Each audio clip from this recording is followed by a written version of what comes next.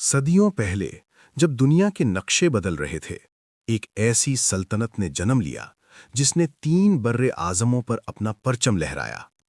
یہ تھی سلطنت عثمانیہ، تاریخ کی سب سے عظیم، سب سے طاقتور اور سب سے دیر پا مسلم سلطنتوں میں سے ایک۔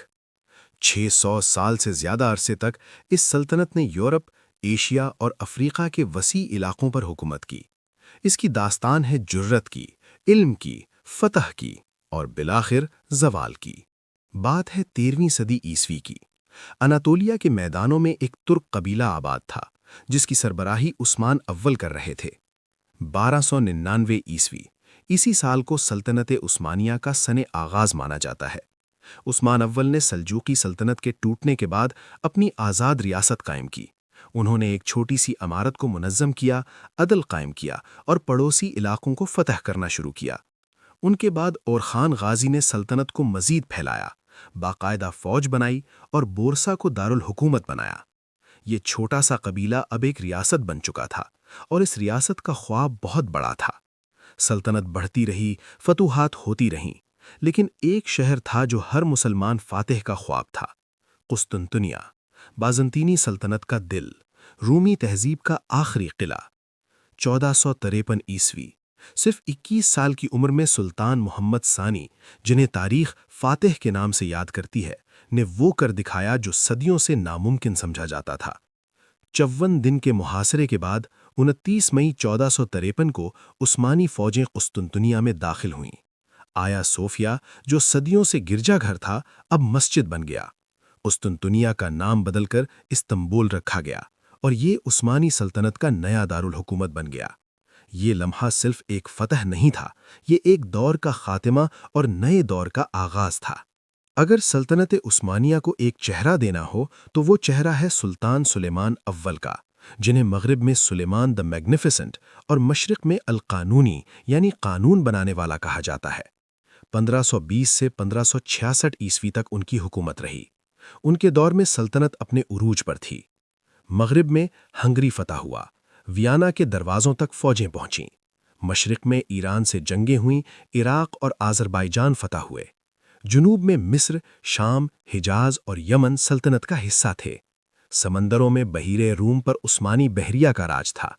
سلیمان نے نہ صرف فتوحات کیں بلکہ قوانین بھی بنائے، مساجد اور عمارتیں تعمیر کروائیں اور علم و فن کی سرپرستی کی۔ استنبول میں آج بھی مسجد سلیمانیہ ان کی یاد کو زندہ رکھے ہوئے ہے۔ سلطنت عثمانیہ صرف تلوار کی سلطنت نہیں تھی، یہ علم، فن اور تہذیب کی بھی سلطنت تھی۔ فن تعمیر، معمار سنان نے سینکڑوں شاہکار تعمیر کیے۔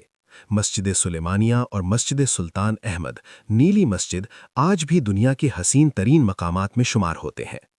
علم و ادب، استنبول کے مدارس میں ریاضی، طب، فلکیات اور فلسفہ پڑھایا جاتا تھا۔ موسیقی اور شاعری، عثمانی دربار میں شعر و ادب کی محفلیں سجتی تھیں۔ کھانا اور ثقافت، دنیا کے کئی حصوں کی ثقافتیں ملیں اور ایک منفرد عثمانی تہذیب نے جنم لیا۔ یہ سلطنت ایک کثیر القومی اور کثیر المذہب سلطنت تھی۔ مسلمان، عیسائی اور یہودی سب ایک نظام کے تحت زندگی گزارتے تھے۔ ہر عروج کے بعد زوال آتا ہے، یہ تاریخ کا اٹل قانون ہے۔ 17ویں صدی کے بعد سے سلطنت عثمانیہ کمزور پڑنے لگی۔ 1683 میں ویانا کی دوسری جنگ میں شکست ہوئی، یورپ میں پھیلاؤ رک گیا۔ یورپی طاقتیں صنعتی انقلاب کے بعد بہت آگے نکل گئیں۔ اندرونی بغاوتیں اور کمزور سلطانوں کا دور آیا۔ مرد بیمار، یہ لقب یورپ نے سلطنت عثمانیہ کو دے دیا۔ پہلی جنگ عظیم 1914 سے 1918، سلطنت نے غلط اتحاد کیا، جنگ ہاری اور عرب علاقے برطانیہ اور فرانس کے قبضے میں چلے گئے۔ پھر آیا وہ دن جس نے تاریخ بدل دی۔ 1922، مصطفیٰ کمال اتا ترک کی قیادت میں ترکی کی نئی قومی حکومت نے سلطنت کا خاتمہ کر دیا۔ 3 مارچ 1924 خلافت عثمانیہ بھی ختم کر دی گئی۔ 600 سال پرانی سلطنت تاریخ کے اوراق میں سما گئی۔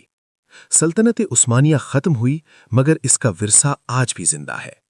آج کے ترکی، مصر، شام، عراق، جردان، فلسطین، لیبیا، تیونس، جزائر، یونان، بلغاریہ، سربیا، یہ سب کبھی اس عظیم سلطنت کا حصہ تھے۔ دنیا بھر میں موجود مساجد، محلات اور عمارات آج بھی اس سلطنت کی عظمت کی گواہ ہیں۔ اردو، عربی، ترکی اور فارسی زبانوں پر عثمانی اثرات آج بھی نمایاں ہیں، اور شاید سب سے بڑا ورثہ یہ ہے کہ سلطنت عثمانیہ نے ثابت کیا کہ مختلف قومیں، مذاہب اور زبانیں سب ایک نظام کے تحت صدیوں تک امن سے رہ سکتی ہیں۔ سلطنت عثمانیہ ایک سلطنت نہیں، ایک تہذیب تھی، ایک خواب تھا جو 600 سال تک جیا اور آج بھی تاریخ کے سینے میں دھڑکتا ہے۔